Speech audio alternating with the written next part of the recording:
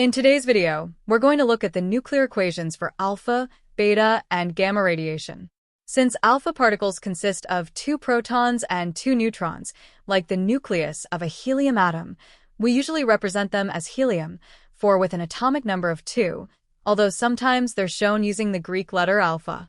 When an unstable nucleus like uranium-238 undergoes alpha decay and emits an alpha particle, it loses 2 protons and 2 neutrons. So, we subtract 4 from the mass number and 2 from the atomic number. That means uranium-238 becomes thorium-234, with an atomic number of 90. We then add the helium nucleus that was emitted and check that the total mass and atomic numbers are balanced on both sides. For example, if we had to write the alpha decay of radium-226, which has an atomic number of 88, we draw an arrow to the unknown product and add the alpha particle. Subtracting 4 from 226 gives a new mass number of 222, and subtracting 2 from 88 gives an atomic number of 86. Checking the periodic table shows us that element 86 is radon. Now, beta decay is a bit more complicated because it involves a neutron turning into a proton and emitting a fast-moving electron, the beta particle.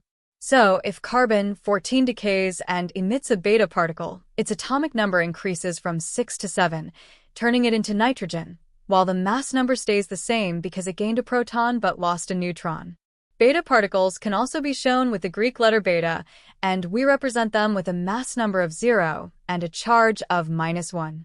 Gamma radiation is the easiest to show in equations because it's just energy, it has no mass or charge, and doesn't change the element.